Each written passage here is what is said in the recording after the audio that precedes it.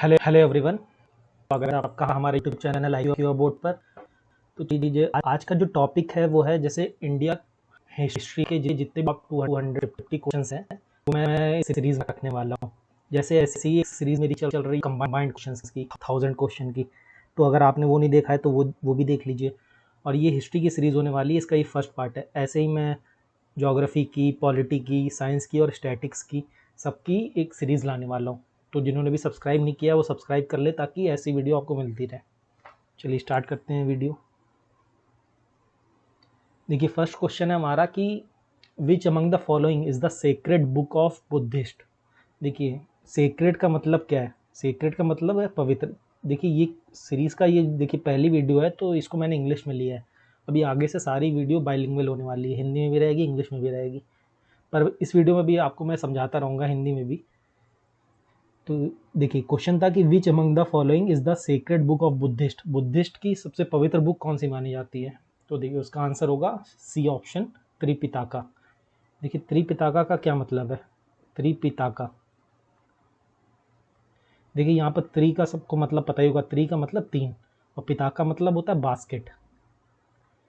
तो इसको इंग्लिश में बोलते हैं थ्री बास्केट। ये देखिए ये 3 सेक्ट का कलेक्शन है। इसमें तीन कौन सी कलेक्शन है? एक है सूत्रा पिटाका। ये सब आप नोट करते रहिए, देखिए सारे पॉइंट ही बहुत इंपॉर्टेंट है एग्जाम्स के लिए। दूसरा है हमारा विनय पिटाका और थर्ड है हमारा अभिधम्म पिटाका।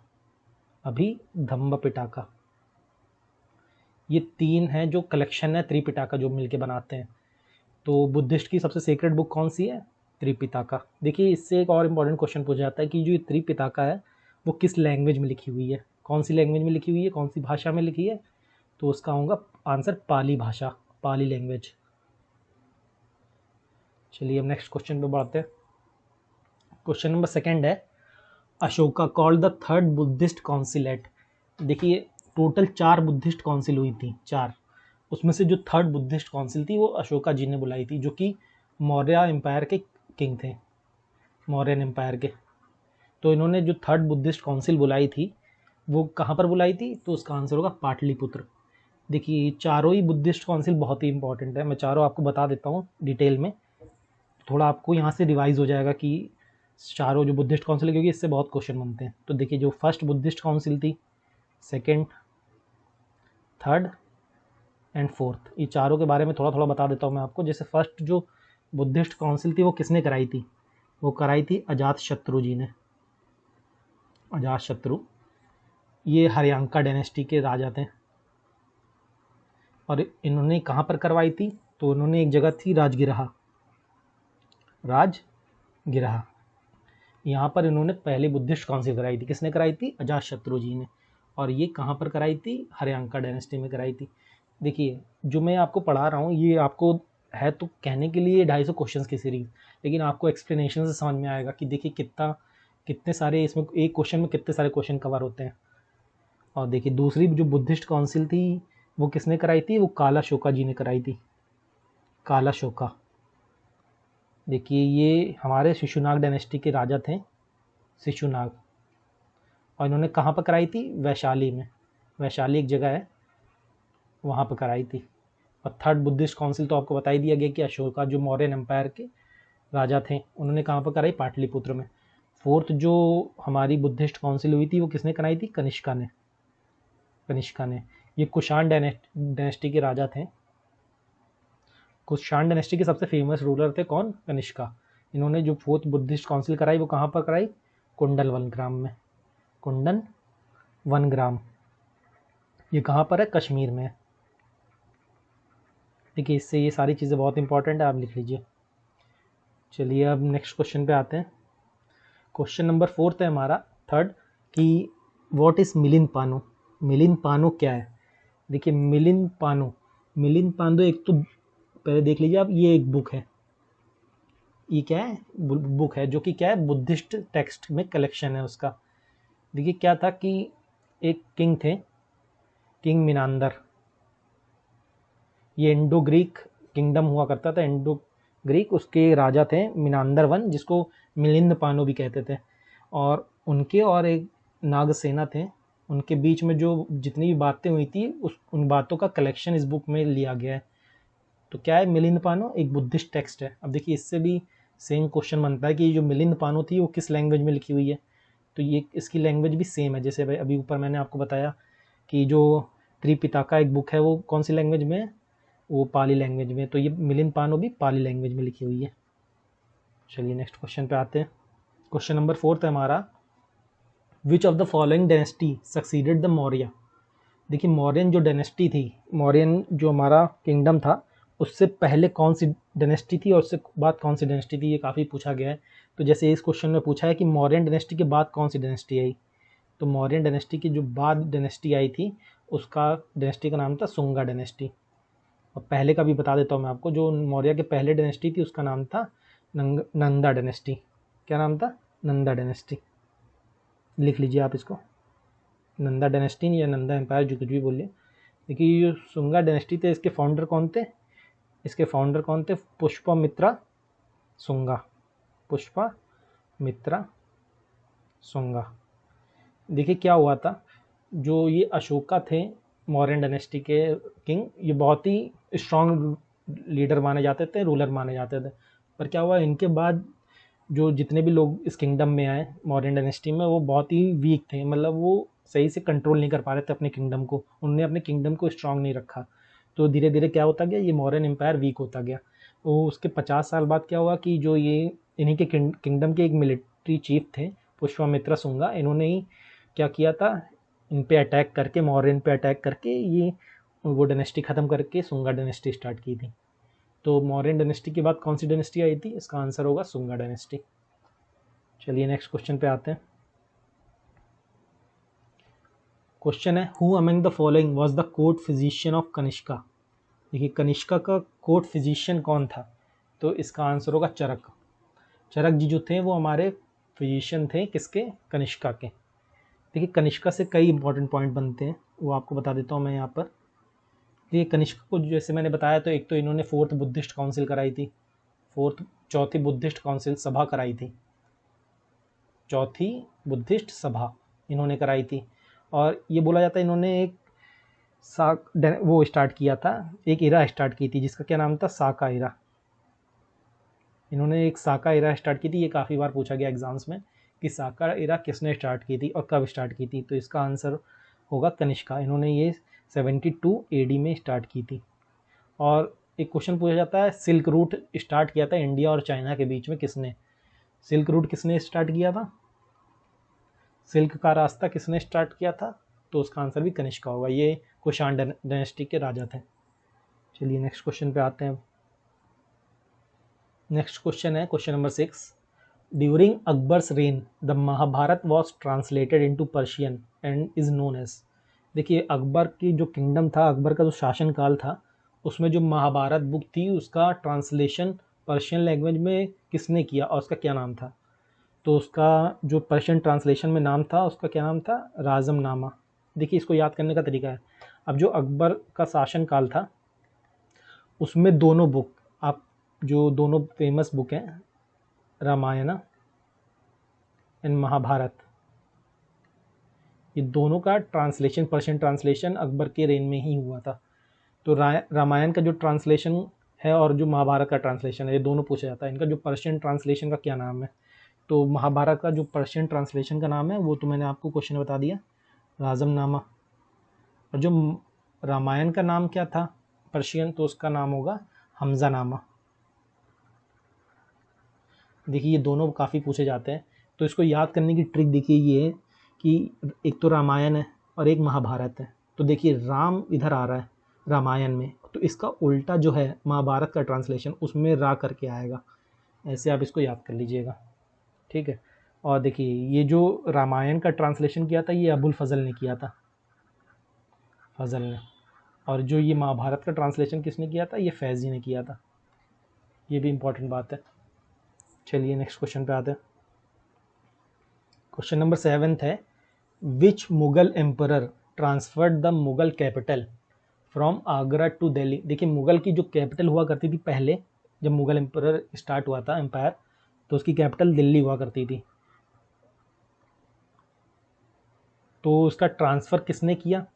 विच Mughal emperor transfer the Mughal capital from Agra to Delhi? तो इसका आंसर क्या होगा? शाहजहाँ। शाहजहाँ ने जो कैपिटल ट्रांसफ़र किया था वो आगरा से दिल्ली किया था। ठीक है, चलिए नेक्स्ट क्वेश्चन पे आते हैं। क्वेश्चन नंबर 8 है हमारा कि who build the Khajuraho temples? Khajuraho temples किसने बनवाए? तो इसका आंसर होगा ऑप्शन डी, चंदेला किंग्स या चंदेला राजपूत होगा यहाँ पर।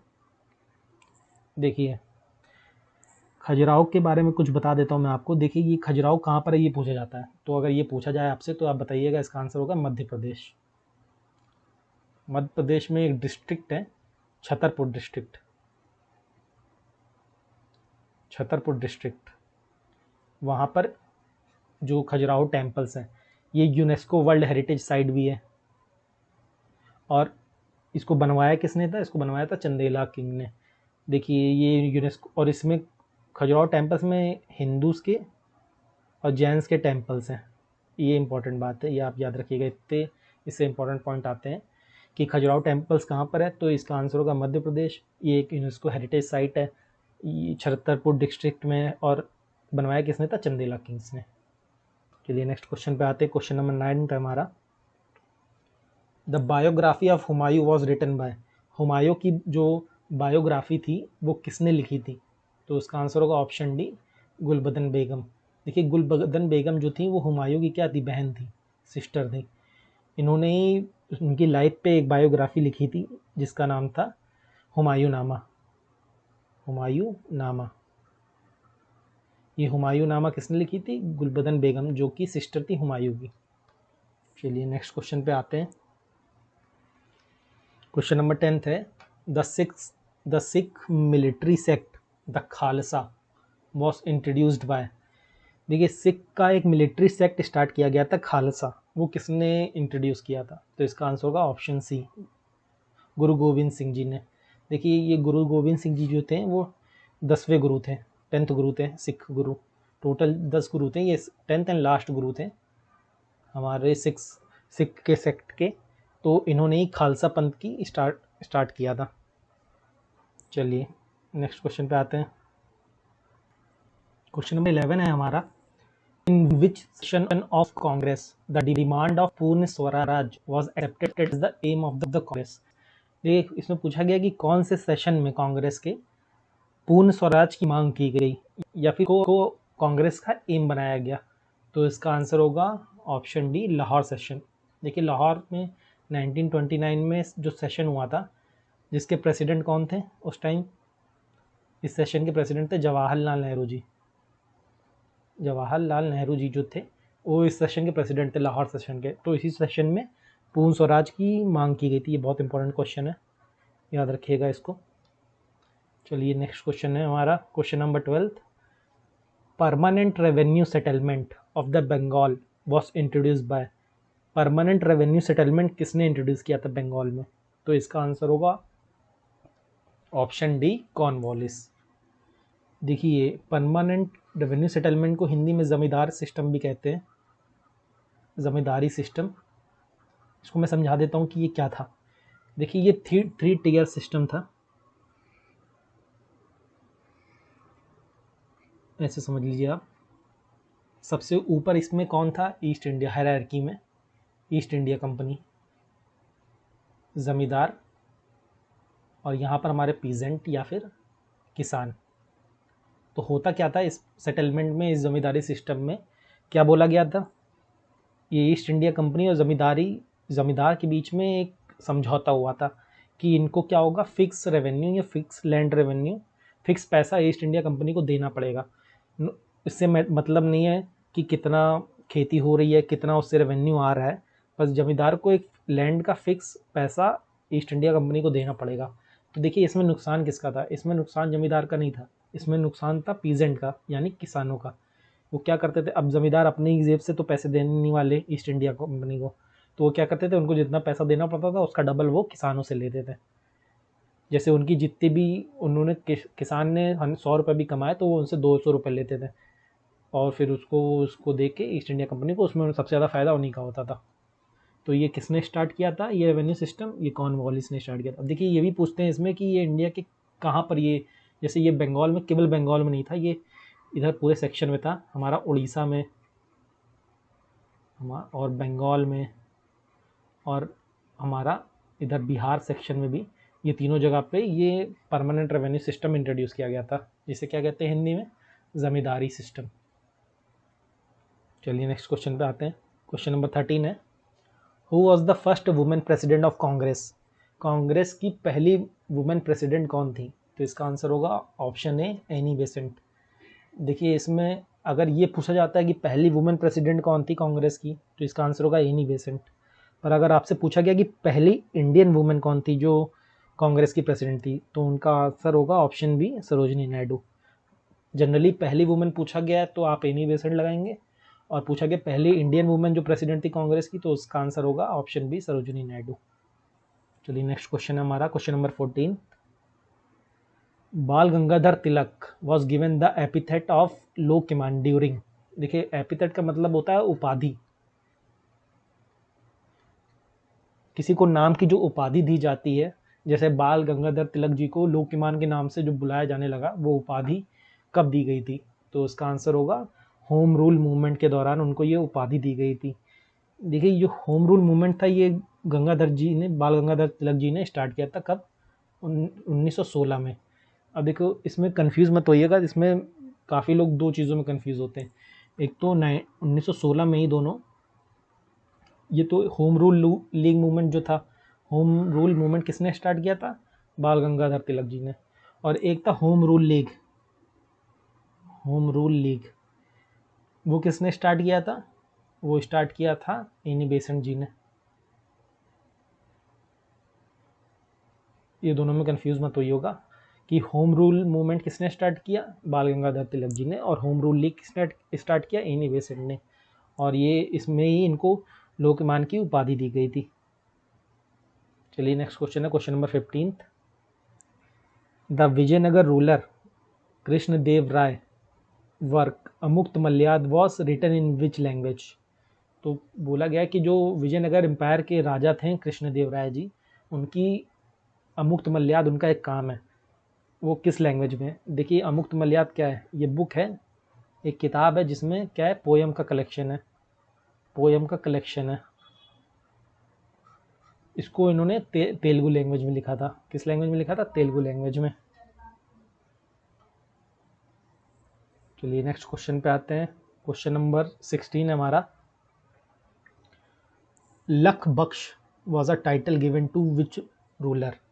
लख बख्श का टाइटल किसे दिया गया था? तो इसका आंसर होगा ऑप्शन डी, कुतुबुद्दीन ऐबक। देखिए लख बख्श का क्या मतलब है? उनको लख बख्श इसलिए कहा जाता कि वो लाखों रुपए दान में दे देते थे, चैरिटी में दे देते थे, तो इसलिए उनको लख बख्श कहा जाता है। अब देखिए कुतुबुद्दीन ऐबक से जो इम्पोर्टेंट पॉइंट्स हैं कि जो दिल्ली सल्तनत की जो स्लेव डायनेस्टी थी पहली, जिसे ममलूक डायनेस्टी भी बोलते हैं, स्लेव डायनेस्टी या फिर ममलूक डायनेस्टी, इसके ये फाउंडर थे। इन्होंने ही, कुतुबुद्दीन ऐबक जी ने ही कुतुब मीनार की स्टार्ट कराया था, कुतुब मीनार बनवाना, और इन्हें लक्ष बख्श भी बोलते हैं। और एक पूछा जाता है कि इनकी मौत कैसे हुई थी, तो उसका आंसर ये होगा कि पोलो, या फिर हिंदी में इसे चौगान बोलते हैं, पोलो या चौगान खेलते समय इनकी घोड़े से गिर के डेथ हो गई थी। चलिए क्वेश्चन नंबर 17 है, the battle of Tarain was fought between Prithviraj Chauhan and. देखिए बैटल ऑफ टरैन क्वेश्चन है कि बैटल ऑफ टरैन पृथ्वीराज चौहान जी और किस में फाइट की गई थी? देखिए दो बैटल हुई थी, एक 1191, एक 1192। 1191 में जो बैटल हुई थी उसको बोलते हैं फर्स्ट बैटल ऑफ टरैन, और जो 1992 अगले साल हुई थी वो क्या थी? Second battle of Tarain. तो पहली बैटल किसने जीती थी? पहली बैटल पृथ्वीराज चौहान जी ने जीती थी, और दूसरी बैटल किसने जीती थी? दूसरी बैटल मोहम्मद गौरी ने जीती थी। तो इसका आंसर क्या हो जाएगा कि बैटल ऑफ टरैन किसने फॉट की? पृथ्वीराज चौहान एंड मोहम्मद गौरी। देखिए इसमें एक इम्पॉर्टेंट पॉइंट है, एक बार यूपीएससी पीसीएस के एग्जाम्स में पूछ लिया गया था कि ऐसे ऑप्शन दे दिया गया था कि बैटल ऑफ टरैन में कौन जीता था फर्स्ट बैटल ऑफ टेरान में? तो उसके ऑप्शन में दे दिया गया था पृथ्वीराज चौहान 1, पृथ्वीराज चौहान 2, पृथ्वीराज चौहान 3 या फिर नन ऑफ दिस। तो ये जो पृथ्वीराज चौहान थे ये पृथ्वीराज चौहान 3 थे, ये याद रखिएगा, पृथ्वीराज चौहान 3। चलिए नेक्स्ट क्वेश्चन पे आते हैं। क्वेश्चन नंबर 18 है हमारा, who was the founder of the city Agra? Agra city के फाउंडर कौन थे? तो इसका आंसर होगा ऑप्शन डी, सिकंदर लोदी। देखिए ये लोदी डायनेस्टी के थे। लोदी डायनेस्टी क्या थी? जो दिल्ली सल्तनत में पहली, जैसे मैंने बताया अभी आपको कि स्लेव डायनेस्टी थी, वैसे उसकी दिल्ली डायनेस्टी की लास्ट जो डायनेस्टी थी वो कौन सी थी? लोदी डायनेस्टी। उसके राजा थे सिकंदर लोदी। इनको फाउंडर कहा जाता है आगरा का। देखिए यहाँ पर एक ऑप्शन आपको दिख रहा है, मोहम्मद बिन तुगलक। इनको भी एक चीज़ का फाउंडर बोलते हैं, एक सिटी का। वो कौन सी सिटी है? दौलताबाद। दौलताबाद को, दौलताबाद जो सिटी है उसके फाउंडर किसे बोलते हैं? मोहम्मद बिन तुगलक को। इन्होंने अपनी कैपिटल जो थी वो देवगिरी से दौलताबाद ट्रांसफ़र की थी। चलिए नेक्स्ट क्वेश्चन है, question number 19, the innovator of the revenue settlement during the rule of Akbar was. देखिए रेवेन्यू सेटलमेंट का क्या मतलब है? रेवेन्यू सेटलमेंट का मतलब है कि जो वहाँ की लैंड स्कीम होती थी, लैंड स्कीम या फिर लैंड स्कीम पे जो टैक्सेशन होता था, वो किसने स्टार्ट किया था? अकबर जी की वो जो रेन थी या फिर उनका जो किंगडम था उसमें। तो उसका आंसर होगा ऑप्शन सी, राजा टोडरमल। ये राजा टोडरमल जो थे वो फाइनेंस मिनिस्टर थे, या कि हिंदी में जिसे कहते हैं वित्त मंत्री, वित्त मंत्री थे। तो जो फाइनेंस मिनिस्टर थे अकबर की रेन में, राजा टोडरमल, उन्होंने लैंड स्कीम जो स्टार्ट की थी, रेवेन्यू स्कीम। तो इसका आंसर होगा राजा टोडरमल। देखिए इस स्कीम का क्या नाम था? उसका नाम था दहशाला सिस्टम। दहशाला सिस्टम। यही स्कीम जो है पटवारी में आज भी यूज़ की जाती है हमारे इंडिया में। मतलब इसको ब्रिटिशर्स ने और हमारी इंडियन गवर्नमेंट ने इम्प्रूव किया है, पर जो ये मेन इसका जो बेसिक था वो सेम है जो राजा टोडरमल ने इंट्रोड्यूस किया था। तो अभी भी जो पटवारी में स्कीम्स यूज होती हैं वो सेम इसी बेसिस पे यूज़ होती हैं जो इन्होंने पॉलिसी निकाली थी रेवेन्यू सेटलमेंट की। तो इसका आंसर क्या होगा? दहशाला सिस्टम जो था किसने इंट्रोड्यूस किया? राजा टोडरमल ने। चलिए नेक्स्ट क्वेश्चन है, question number 20, name the king who invaded Delhi and plundered the Kohinoor diamond. कौन से राजा ने दिल्ली को अटैक किया और कोहिनूर डायमंड जो था वो अपने साथ ले गया? तो इसका आंसर क्या होगा? ऑप्शन है नादिर शाह। देखिए नादिर शाह जो थे वो ईरान का एक किंग था, ईरान का किंग था। इसने क्या किया था? इसने 1739 में अटैक किया था इंडिया पे, और जो कोहिनूर डायमंड था उसको वो अपने साथ ले गया था। बाद में उसको ब्रिटिशर्स ने अपने कब्जे में ले लिया। चलिए नेक्स्ट क्वेश्चन है, question number 21, which among the following was the capital of Shivaji. Shivaji की कैपिटल क्या थी? शिवाजी की कैपिटल क्या थी? तो उसका आंसर होगा रायगढ़, ऑप्शन बी। चलिए नेक्स्ट क्वेश्चन पे आते हैं, जंतर मंतर इज इन। देखिए यहाँ पर जंतर मंतर ऑप्शन पे आप देख के लगाइए। ऑप्शन जंतर मंतर कहाँ पर है? जयपुर में। तो इसका आंसर क्या होगा? जयपुर कहाँ पे है? राजस्थान में। अब देखिए टोटल 5 जंतर मंतर है इंडिया में, 5 जंतर मंतर है। कहाँ कहाँ है? दिल्ली में, दूसरा आपको दिख ही गया राजस्थान में, जो कि कहाँ पर है? जयपुर में। तीसरा कहाँ है? उज्जैन में, वाराणसी और मथुरा। ये 5 जगह जंतर मंतर है। ये एक एस्ट्रोनॉमिकल साइट है। तो ये किसने बनवाया था? ये बनवाया था राजा सवाई जय सिंह ने, राजा सवाई जय सिंह।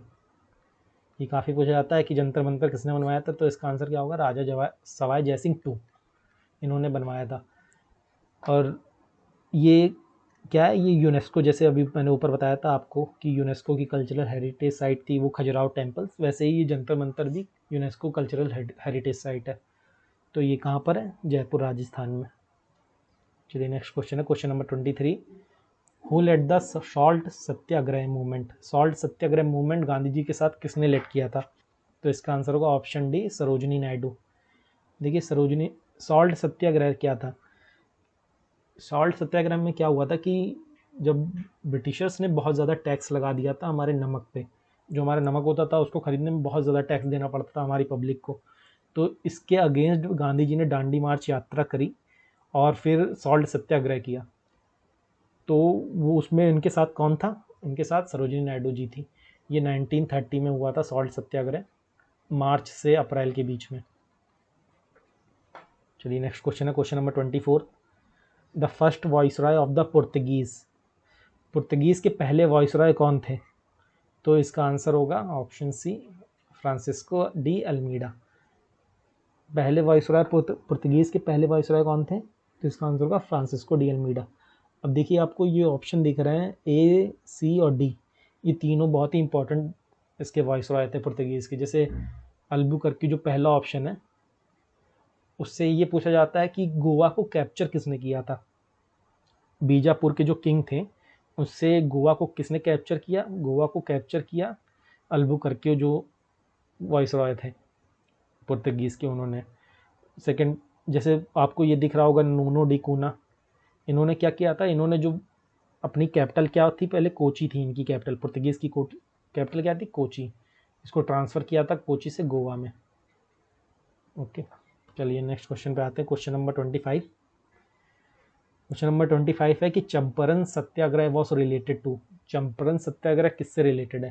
तो इसका आंसर होगा ऑप्शन है इंडिगो। इंडिगो क्या है? इंडिगो मतलब होता है नील, नील की जो खेती थी उसके अगेंस्ट ये चंपारण सत्याग्रह हुआ था।